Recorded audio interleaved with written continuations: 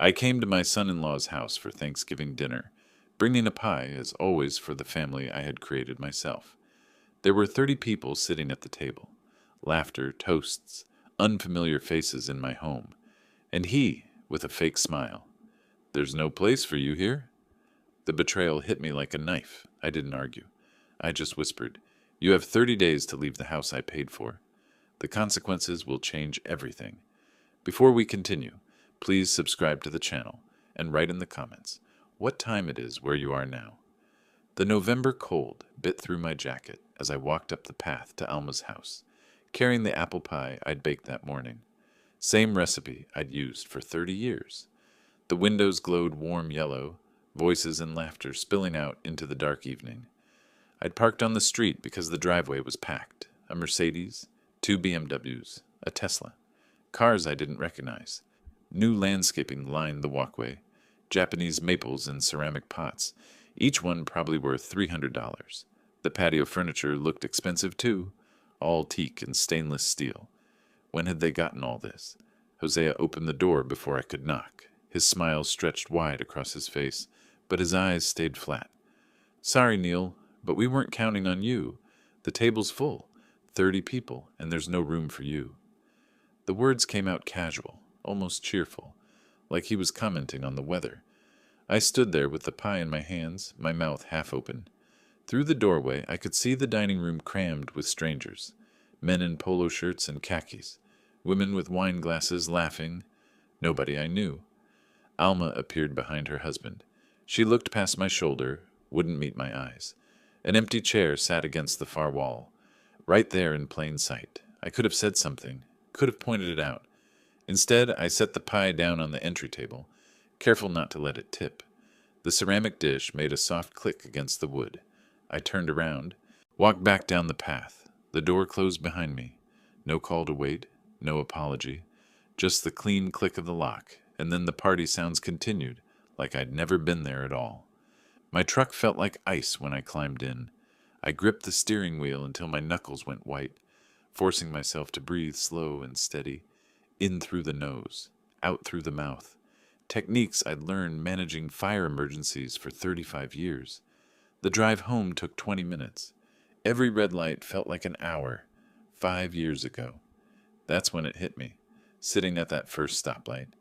5 years ago, I'd sat at Alma's kitchen table, their old apartment's kitchen table, and written the check, $120,000, for the down payment on this house.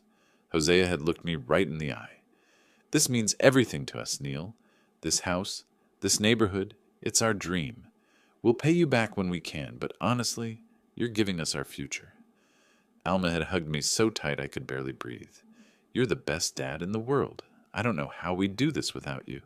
This house is going to be where our kids grow up, where you'll have Thanksgiving dinners with us forever."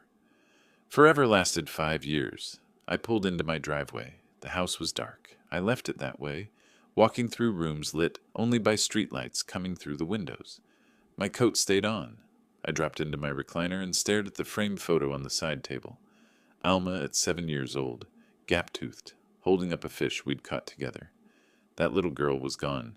Had been for a while, probably. I'd just been too stupid to see it. After an hour, maybe 2, I stood up. My legs were stiff. I walked to my office and opened the safe with steady hands. The loan documents sat right where I'd filed them 5 years ago. I pulled them out and spread them across my desk. The overhead light was harsh, made everything look clinical, made everything look clear. I read every word, read them twice. By the third time, I wasn't angry anymore. Anger burns hot and dies fast.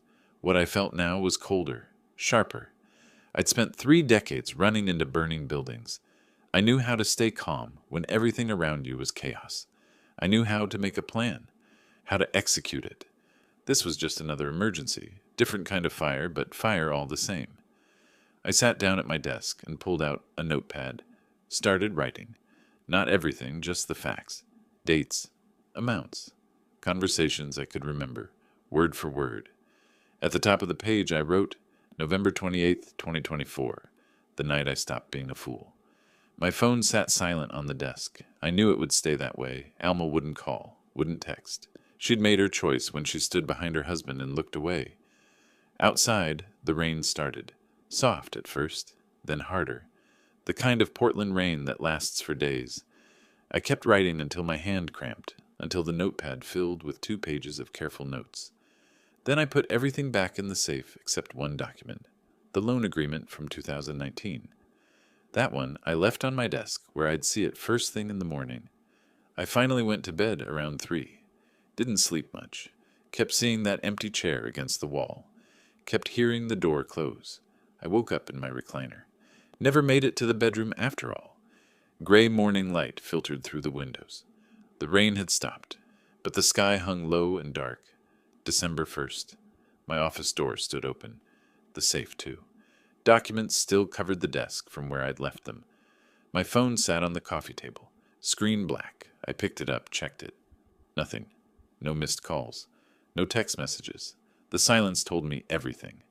I made coffee and carried the mug to my office. Sat down and started reading again. This time, I made notes. Real notes. The loan agreement was 2 pages, printed on Hosea's home computer 5 years ago. The language was vague. Deliberately so, I realize now.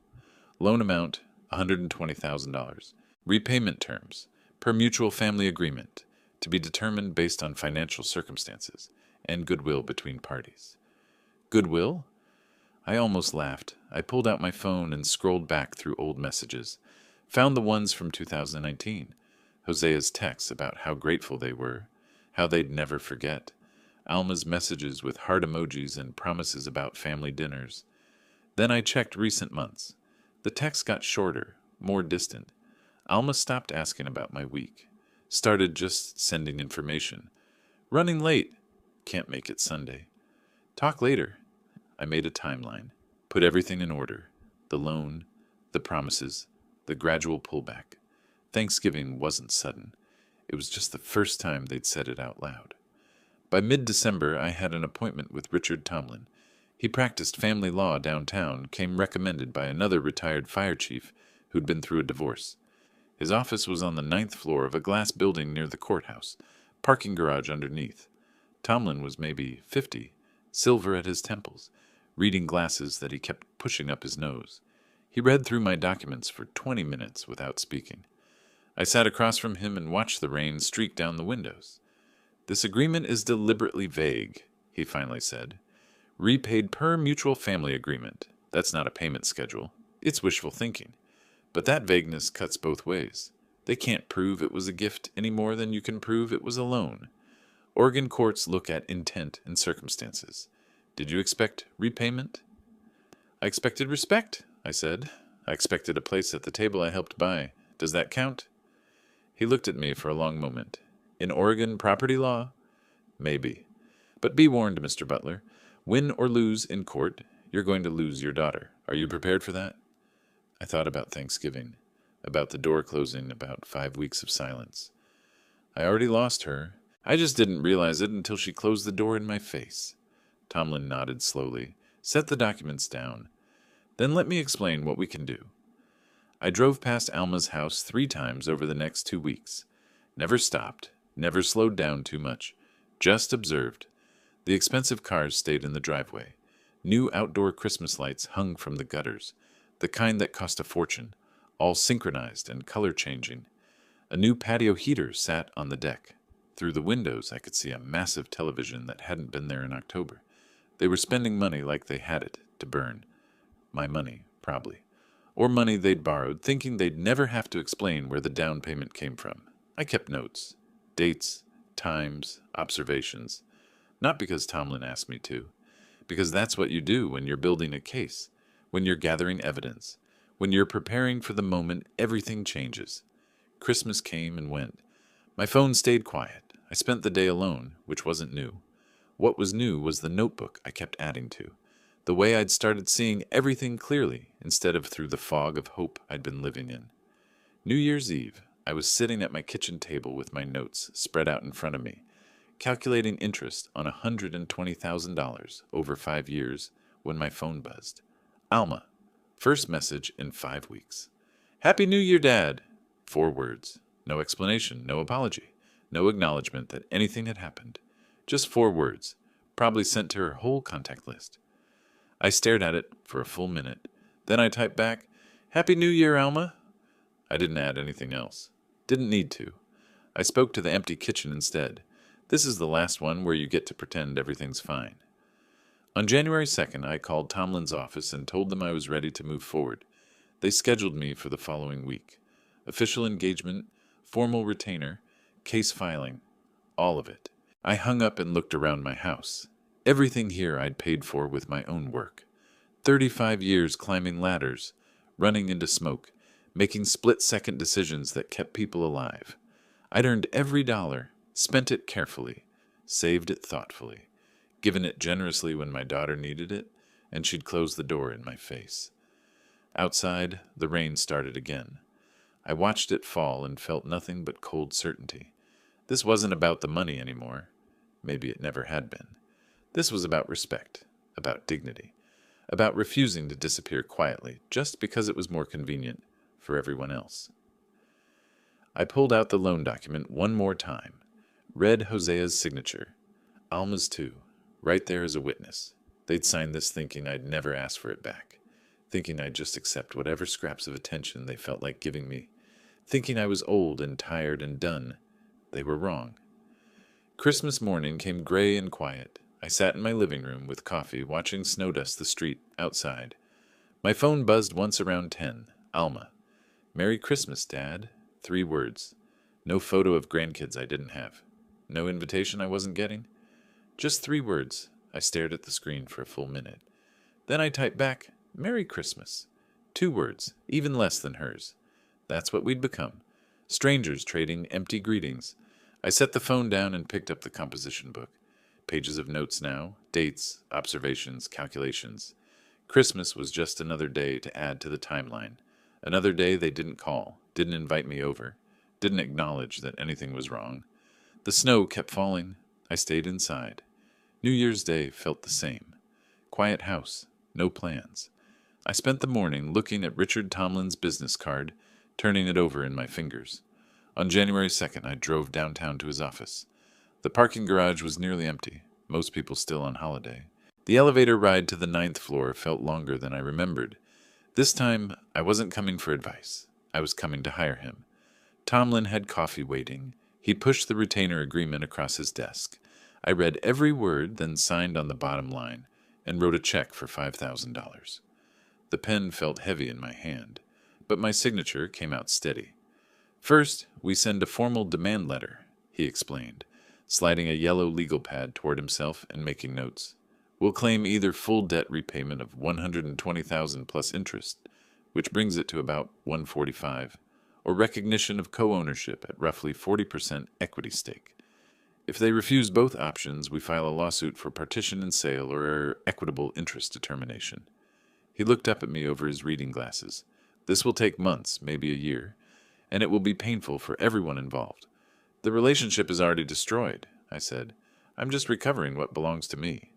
He nodded slowly, wrote something else on his pad. "I'll start drafting the demand letter this week."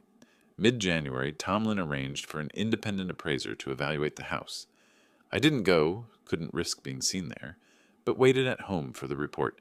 It came a week later, delivered to my mailbox in a manila envelope. I spread it across my kitchen table. 20 pages of detailed analysis, photos, comparables. The number that mattered was on page 3. Current market value, $380,000. They'd bought it in 2019 for $320,000. With the remaining mortgage balance of $180,000, the net equity was $200,000. I got out my calculator, started working through the numbers. My $120,000 represented 60% of their original down payment and closing costs. Even accounting for 5 years of mortgage payments on their end, my contribution should give me a significant stake. Maybe 35, 40% of the current equity. That could mean $70,000, $80,000 if the house were sold. But it wasn't about the money anymore. It was about making them acknowledge what they'd taken. Late January, I called Tom Chen, a realtor I'd known from the fire department. He'd helped me buy this house years back, stayed in touch after I retired. We met for coffee at a place near his office. "I need a favor," I said after we'd caught up on department gossip. You have access to public mortgage records, right? He pulled out his laptop. Sure, what property? I gave him the address, watched his fingers move across the keyboard, watched the screen populate with information. Here's something interesting. He turned the laptop so I could see. They refinanced last February, took out an additional $60,000 in equity.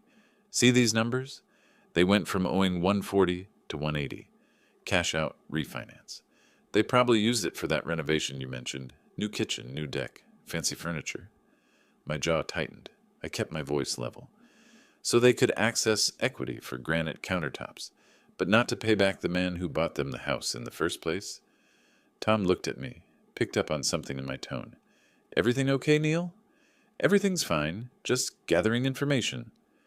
I drove home and added the refinancing details to my composition book. Then I called Tomlin. I just found out they refinanced a year ago, I told him. Pulled out $60,000.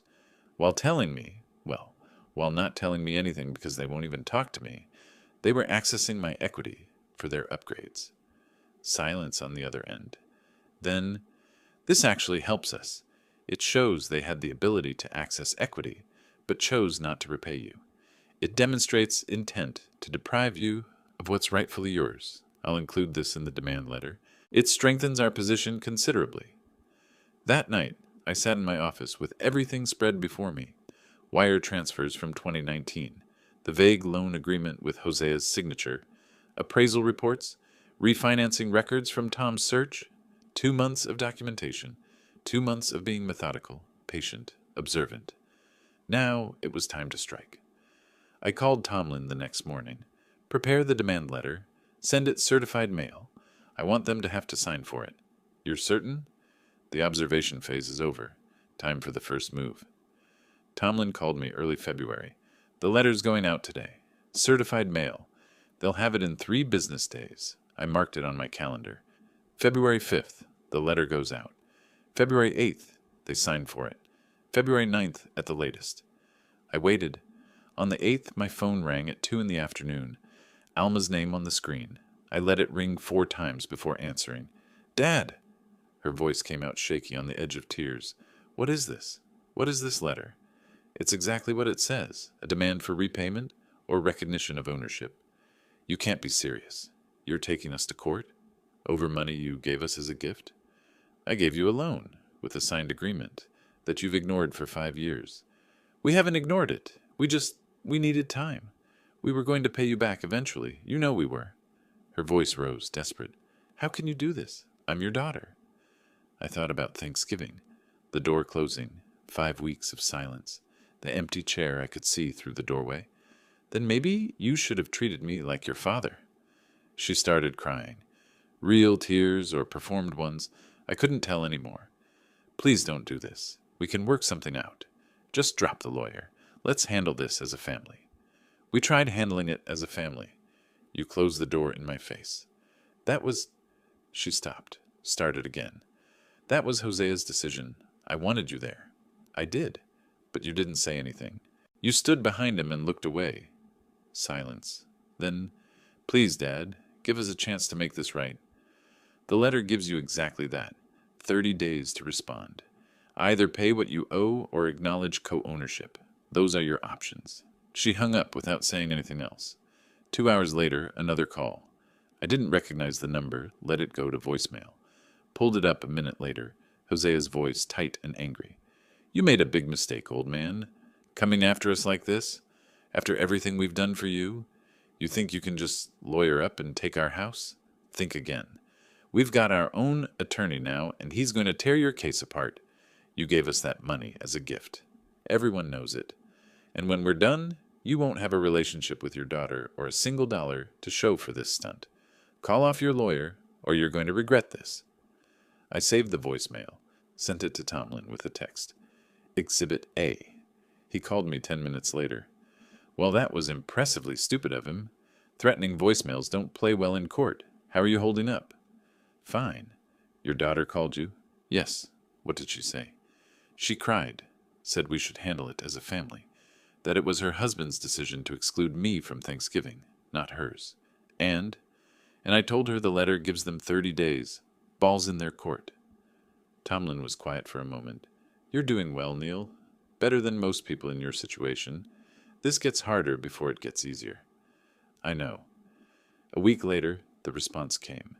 Not from Alma or Hosea directly, from their attorney. Marcus Gray, according to the letterhead. Big firm downtown, 3 partners, aggressive reputation. I read the letter twice, then called Tomlin. Let me guess, he said. Lots of aggressive language. Claims that it was obviously a gift. Threats about frivolous litigation. How'd you know? Because Marcus Gray is predictable. He goes for intimidation first. What exactly does it say? I read sections aloud. Your client's baseless and vindictive claim, no legitimate expectation of repayment, attempting to extort money from his own daughter. If you proceed with litigation, we will pursue sanctions and attorney's fees. This frivolous action will be met with the full force of our legal team. Standard bluster, Tomlin said. Notice they don't actually address the substance. They don't explain the written agreement. Don't explain the refinancing. They just attack your character and make threats. That tells me they're worried. So what's next? We file the lawsuit, partition action claiming co-ownership and requesting court-ordered sale or buyout. I'll have it ready by end of week. That Friday, Tomlin emailed me the draft complaint. 22 pages. Every detail we'd gathered. Wire transfer records. The signed agreement. Appraisal showing current value. Evidence of the refinancing. A timeline of their increasing distance from me. Hosea's threatening voicemail submitted as evidence of his character and credibility. I read it 3 times. Each time, I felt the same cold certainty I'd felt back in November when I opened my safe. This was right. Not easy. Not pleasant. But right. At the bottom of the email, review and approve for Monday filing. I clicked reply. Typed 1 word. Approve. Then I sat back in my chair, looked around my office. The house was quiet. Had been for months. Would stay that way probably. But at least now I wasn't being quiet about it. Tomlin called Monday morning. It's done. Case number 25M CV03847. Filed in Multnomah County Circuit Court. Butler versus Butler and Butler. Hearing my daughter's name twice in a case caption, once as mine, once as my opponent, hit harder than I expected, but I kept my voice level. The preliminary hearing is set for April 15th. We have 6 weeks to build our case, and they'll spend that time trying to tear you down. Let them try, I said. I've spent 35 years running into burning buildings. I'm not afraid of Marcus Gray. But I wasn't going to wait passively either. I called Jake Chen, a former colleague from the fire department, who'd moved into loan processing at a regional bank. We met for coffee at a diner out near Gresham, away from downtown where we might run into people we knew. Neil, I can't access actual credit reports. That's illegal without consent, he said after I explained what I needed. But court judgments, liens, property records, those are public. If someone's been sued or has penalties against them, I can find that. Hypothetically, I said, if you were looking at someone with a mortgage, what other debt would show up in public records? He gave me a knowing look. Judgments from collection agencies, vehicle loans filed with the DMV, tax liens, anything that went through the courts. 2 days later, my phone buzzed. Jake, found some things. Can we talk? We met again at the same diner. He spread printouts across the table between our coffee mugs. Your hypothetical person has a judgment against him from Capital One Collections. $35,000 filed 8 months ago. Also a vehicle loan through Chase for $48,000, secured last March. That's a lot of debt to carry alongside a mortgage. I studied the numbers, added them mentally to their $2,400 monthly mortgage payment. Interesting, especially for someone who claims they can't afford to repay a family loan. Jake folded up the papers and slid them across to me. Didn't ask any more questions. The following week, I spent 3 hours at the Multnomah County Clerk's office, going through public records on the house. Found the refinancing documents from a year ago. Started reading line by line. Buried in the paperwork, 2 notices of civil penalties from the Oregon Division of Financial Regulation, both against Hosea. Both for material misrepresentation of income during loan application process. $500 each. Small fines. Large implications. I photographed every page with my phone. Tomlin would want to see this. Hosea hadn't just been irresponsible with money. He'd committed fraud to get better loan terms. It established a pattern, made his credibility questionable. Mid-March, Tomlin called with a warning. Gray filed discovery requests. He wants your medical records, particularly mental health. He's also deposing people who know you and Alma. He's building a narrative. Lonely widower, estranged from his daughter, using the legal system to force his way back into her life. I expected this, I said. What do we do? Get ahead of it. Voluntary psychiatric evaluation from an independent expert. Get a clean report before Gray can paint you as unstable. I scheduled an appointment with Dr. Rebecca Foster, a forensic psychiatrist who did legal evaluations. Her office was in a medical building near OHSU, neutral territory. The session lasted 2 hours. Mr. Butler, these questions may seem personal, but I need to assess your emotional state and decision-making capacity. When you decided to pursue legal action against your daughter, what was your primary motivation? Justice, I said. I contributed $120,000 toward their house. They excluded me from their lives and refused to acknowledge that contribution. I'm not trying to punish anyone. I'm recovering what belongs to me. Do you feel this decision was made in anger or grief? Neither. It was made after 2 months of careful consideration.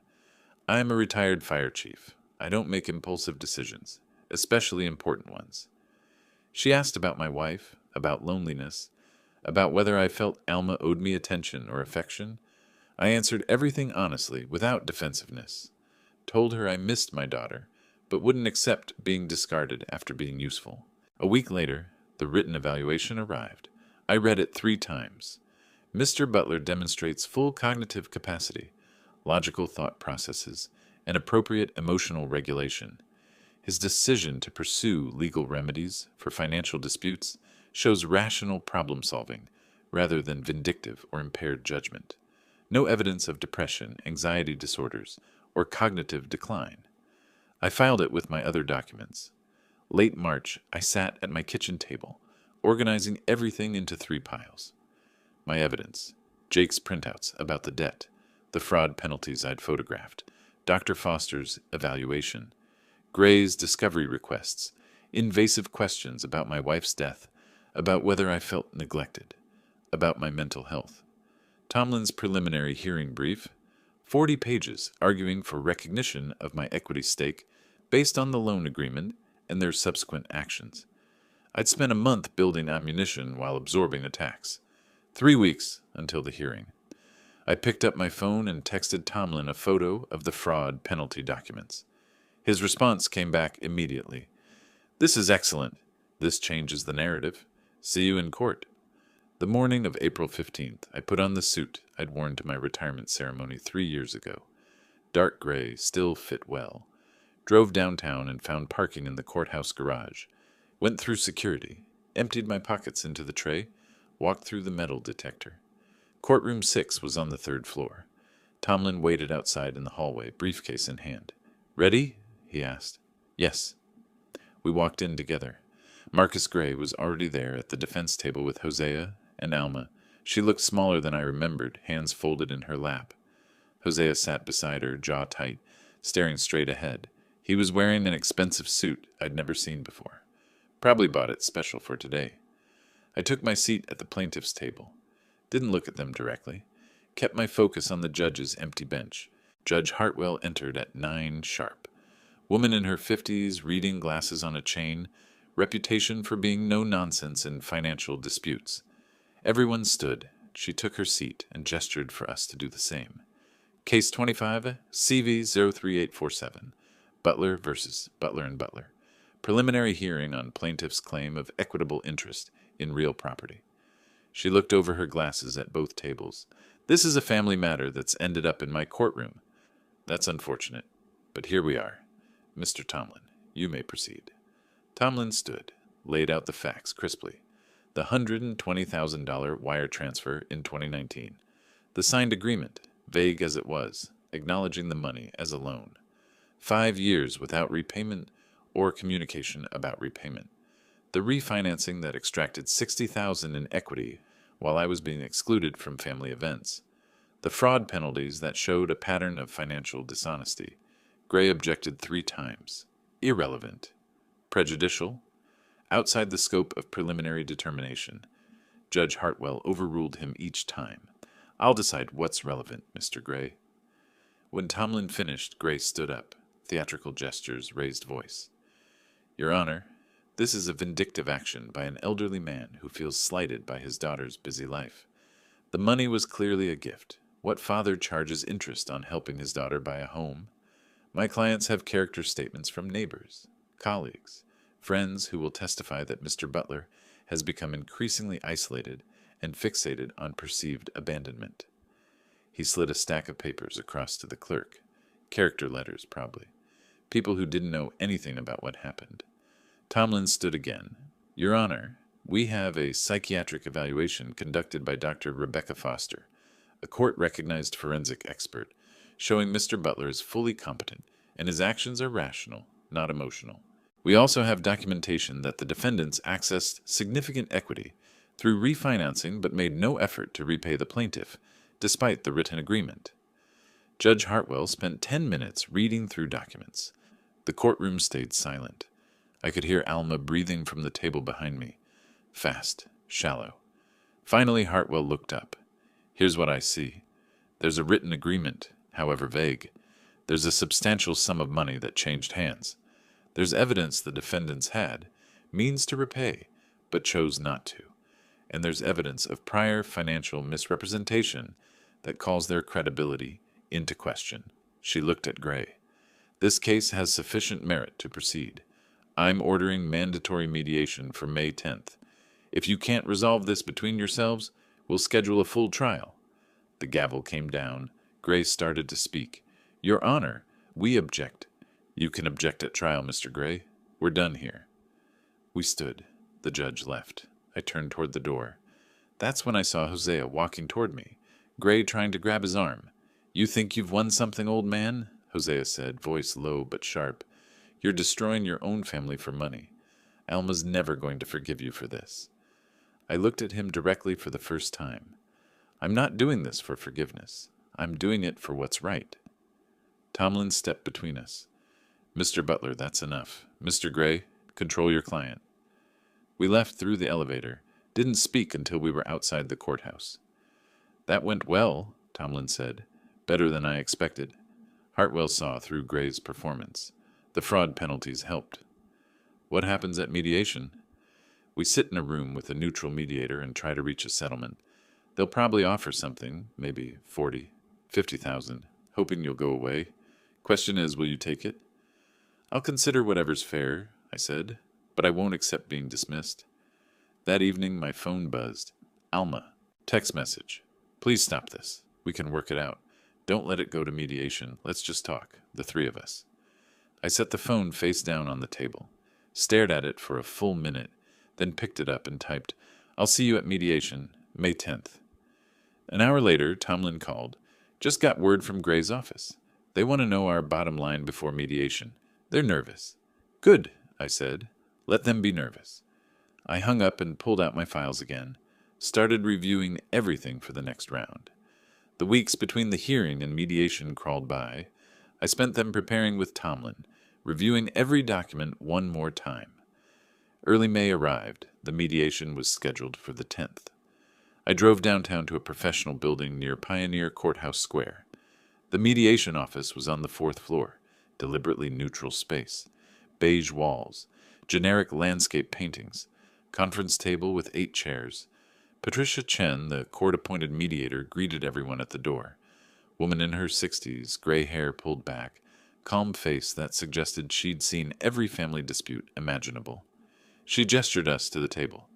I sat on one side with Tomlin. Across from us, Alma and Hosea took their seats with Marcus Gray. Alma's face looked puffy, swollen, like she'd been crying for days. Hosea sat rigid, jaw clenched tight. Gray appeared confident, almost smug. Patricia opened with standard procedural explanation. Thank you all for coming. Mediation is voluntary and confidential. My role is to help you find common ground. She turned to me first. Mr. Butler, let's start with you. What would constitute acceptable resolution from your perspective? I'd prepared my answer, rehearsed it, Full repayment of my $120,000 contribution, plus 5 years of reasonable interest at 3%. Total $145,000. Alternatively, recognition of my 40% ownership stake in the property with immediate sale and proportional division of proceeds. Patricia wrote this down without expression. Across the table, Alma's face crumpled. Hosea leaned forward. That's not a negotiation. That's a demand. I looked at him directly. You demanded I leave your doorstep on Thanksgiving. Consider this my counter-demand. Patricia called for a brief caucus. Gray took Hosea and Alma to a side room. They were gone 20 minutes. When they came back, Gray was smiling. After careful consideration, my clients are prepared to offer a compromise that demonstrates their good faith. They'll pay Mr. Butler $30,000 over 5 years, $500 per month. Given their financial constraints and family obligations, this represents a genuine effort to address his concerns. Patricia turned to me. Mr. Butler, your response? I didn't even look at Tomlin. No, that's 25% of what I'm owed, stretched over 5 years with no interest and no guarantee of payment. It's an insult. Gray's theatrical voice rose. Mr. Butler, you're being unreasonable. My clients are offering what they can afford. They could afford to refinance and pull out $60,000 for granite countertops and hardwood floors. They can afford a luxury SUV with a $48,000 loan. Don't tell me they can't afford to repay what they actually owe. Alma suddenly spoke up. Her voice shook. You're destroying our family. You're willing to take everything from us. Our home, our security, our future, just because you felt excluded from one dinner? One Thanksgiving dinner and you're trying to ruin our lives? What kind of father does that to his own daughter? Something broke in me, not into rage, into hard truth. I raised my voice for the first time in 8 months. I'm destroying the family? I stood on your doorstep while 30 strangers ate dinner in the house I bought you. You closed the door in my face, Alma. You and Hosea made the choice to exclude me from your lives. I'm not punishing you. I'm refusing to let you steal from me. There's a difference. The room went silent. Even Gray looked uncertain. Patricia called for another break, met with each side separately. When she returned to the main room, her expression was grim. I've met with both parties separately, and I've explored multiple potential compromises. I don't see a path to agreement here. The positions are too far apart, and frankly, there's too much emotional damage for productive negotiation. I'm formally ending this mediation as unsuccessful. We gathered our things. Tomlin and I left first. In the parking garage, he was blunt. We're going to trial. Judge Hartwell will set the date when she receives the mediator's report. Probably July. Are you ready for this? Full trial means multiple days. Witnesses. Cross-examination. It gets intense. I've been ready since November, I said. Let's finish this. The next month passed in preparation. Tomlin filed more motions. Gray filed counters. The trial date came through. July 7th. Mid-June, I was home reviewing witness lists when my phone rang. Sandra, my sister, calling from Seattle, where she taught high school English. Neil, it's Sandra. I saw Alma's Facebook post about the lawsuit. She's painting herself as the victim, asking for prayers and support. I want you to know, I'm on your side. I was there in 2019 when you gave them that money. I remember Hosea promising to pay you back once we get on our feet. Those were his exact words. If you need me to testify, I will. Something shifted in my chest. Relief, maybe. Or just the feeling of not being completely alone in this fight. Sandra, they're going to come after you. Alma will call, try to make you feel guilty for taking my side against your niece. Her voice was steel. Let them try. I raised Alma alongside you after Mom died. I know what loyalty means, even if she's forgotten. I'll be there when you need me. After we hung up, I called Tomlin. Add Sandra Butler to the witness list. She was there when the loan was made. She heard Hosea's promises. That's perfect, he said, corroborating testimony from a family member who was physically present. Gray can't dismiss that. July 7th arrived hot and clear. I put on my suit and drove downtown early. Found parking, went through courthouse security, took the elevator up. Courtroom 6 again. Same room as the preliminary hearing, but this felt different. Final. The judge's bench looked higher. The gallery had a few people I didn't recognize. Law students, maybe, or court watchers. Tomlin was already there, organizing files on our table. Across the aisle, Gray was doing the same. Hosea sat beside him, looking pale. Alma wasn't there yet. She came in 5 minutes before 9, walked past me without looking, sat down next to her husband. Judge Hartwell entered. We stood. She took her seat and reviewed her notes for a moment before looking up. Case 25, a CV 03847. Butler versus Butler and Butler. We're here for trial on plaintiff's claim of equitable interest. Mr. Tomlin, call your first witness. Tomlin presented the documentary evidence first. Wire transfer records showing the $120,000 going to Hosea and Alma's account. The signed loan agreement. The refinancing paperwork. The fraud penalties from the state. Every piece of paper I'd gathered over 8 months. Then he called Sandra. She walked to the witness stand in a navy dress, looking composed, took the oath, sat down. Tomlin's questions were straightforward. Ms. Butler, were you present when your brother provided the funds for the house purchase? Yes. I was at his kitchen table in June 2019 when he wrote the check. Did you hear any conversation about repayment? Hosea said, "We'll pay you back once we get on our feet." Those were his exact words. Was there any indication this was intended as a gift? None.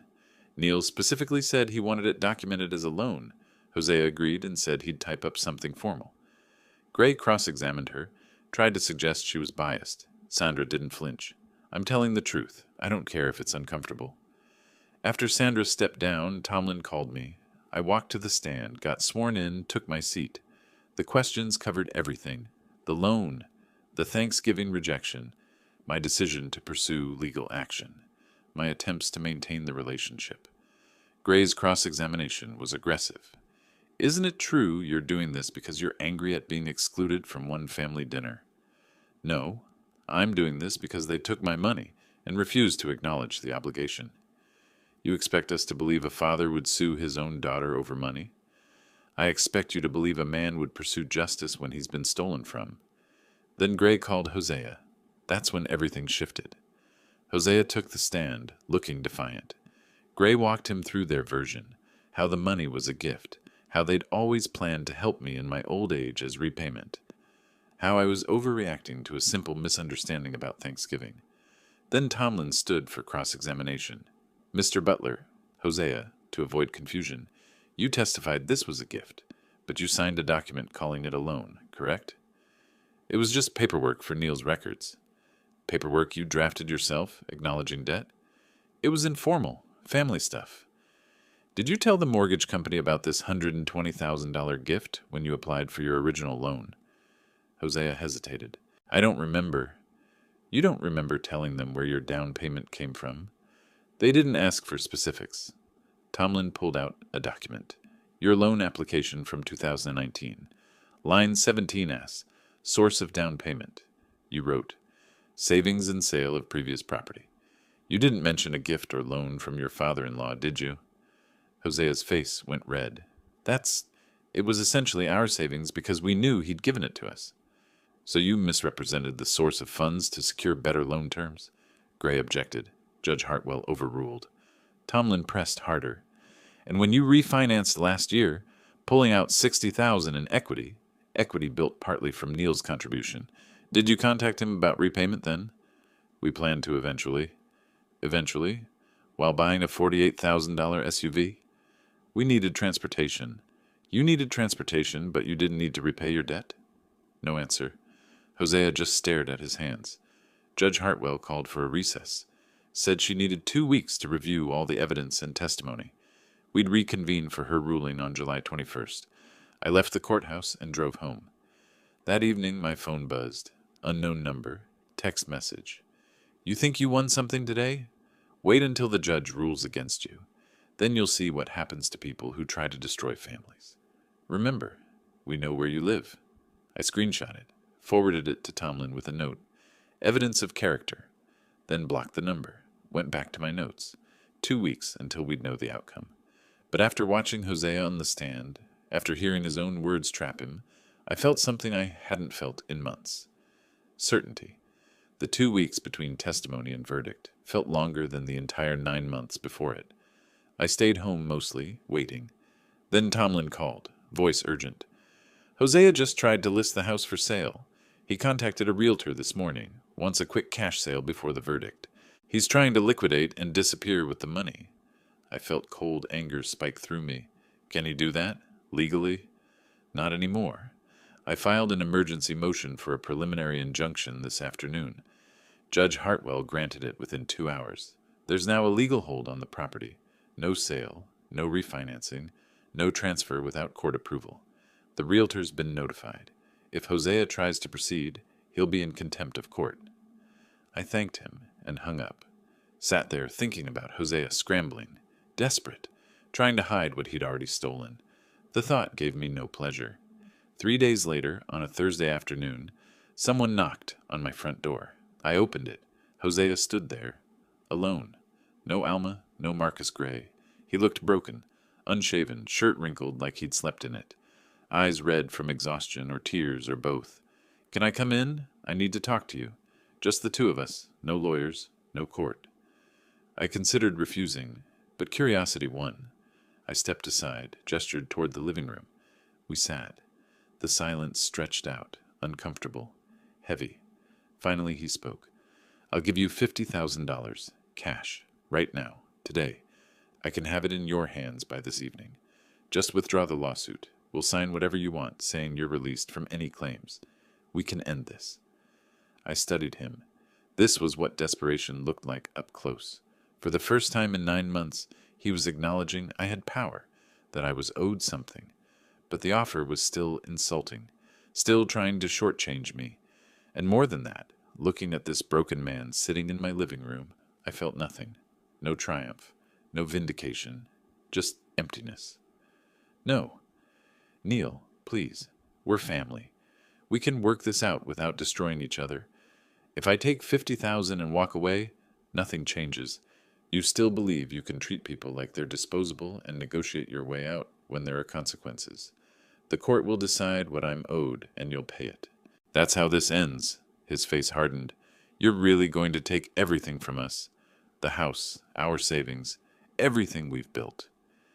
You took my dignity. You closed a door in my face on Thanksgiving while strangers ate in the house I paid for.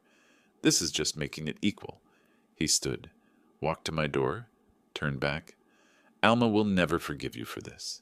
You know that, right? You'll spend the rest of your life alone, knowing you destroyed your relationship with your only daughter over money. I met his eyes. She stopped being my daughter when she let you shut me out of her life. What's left to forgive? He left without another word. That evening, my phone buzzed. Text from Alma. You won, Dad. You took everything from me. My home, my security, my future. I hope you're satisfied. I hope it was worth losing your daughter forever. I stared at the message for a long time. Could have responded with anger, with all the justifications I'd built up over 9 months, with the hurt I'd carried since November. Instead, I deleted it, didn't reply. There was nothing left to say. The relationship had ended on Thanksgiving. This was just the paperwork. 2 days later, Judge Hartwell issued her written ruling. Tomlin called to read it to me. You're recognized as owner of 35% of the property's equity. She gave partial credit for their mortgage payments over 5 years, which is why it's not the full 40% you claimed. But here's the important part. She's ordering the house sold at public auction with proceeds divided proportionally after paying off the mortgage, and they have to pay your court costs, $18,000. 35%. What does that mean in actual money? Based on current appraisal of $380,000 minus the mortgage balance of $180,000, that's $200,000 in equity. 35% of that is $70,000, plus your $18,000 in court costs. You're looking at $88,000 total, maybe more depending on sale price. And them? They get the remaining 65% of equity, about $130,000, minus their legal fees and court costs. After they pay off their other debts, they'll have very little left. This is a complete victory, Neil. Hartwell validated your entire claim. That evening I sat alone at my kitchen table. The written judgment lay in front of me. I read through it once, twice, 3 times. Official language, legal citations, the judge's findings that I'd proven my case, that I was right, I'd won. After 9 months of fighting, I'd proven I was right. I'd get my money back. Justice had been served. But sitting there in the quiet, I didn't feel victorious. Just empty. Hollow. I thought about the framed photo in my office. Alma at 7 holding up that fish we'd caught. That girl was gone.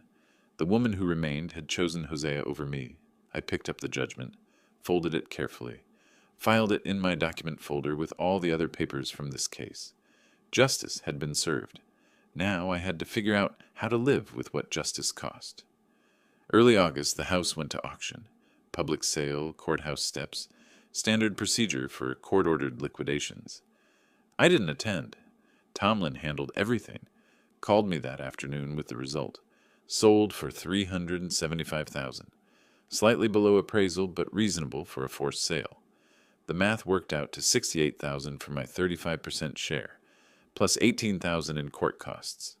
Total, $86,250. They got the rest, about $127,000, before their legal fees and debts ate through most of it. The check arrived 2 weeks later. I deposited it without ceremony, paid Tomlin's final bill. What remained went into my savings account. Money I'd loaned 5 years ago, now returned with interest through the legal system. I should have felt something, relief, vindication, satisfaction. Instead, I felt nothing. One afternoon in late August, I drove past what used to be Alma's house. Curiosity, maybe, or just confirming it was really over. The new owners had already started changes. Different mailbox, fresh paint on the trim. The Japanese maples Hosea bought were gone. I sat in my truck across the street for a few minutes. Tried to remember Thanksgiving, walking up that path with the pie. Felt like years ago instead of 9 months. Then I drove home. The following week an envelope arrived, handwritten address, no return label. I recognized Alma's writing, opened it carefully. A single page, also handwritten. Dad, I don't know if you'll read this. Maybe you'll throw it away without looking. But I need to write it anyway. We're renting a small apartment now in Beaverton. 2 bedrooms. It's what we can afford after paying off the credit cards and the car loan. We have about $20,000 left from the sale. That's what 5 years of marriage and building a life comes down to. Hosea is working 2 jobs. I picked up extra shifts. We're surviving. I'm not writing to make you feel guilty. I made my choices. I stood behind him when I should have stood beside you. I let him close that door. I know that now. I don't expect you to forgive me. I don't know if I forgive you either. Maybe we're both right and both wrong. Maybe that's just how these things work when families break. But I wanted you to know, I remember. I remember you teaching me to ride a bike. I remember the fishing trips. I remember you showing up at every school event, even when Mom couldn't. I remember you being there when it mattered. I forgot that for a while. Let Hosea convince me you were just being difficult, that you didn't understand our lives were busy.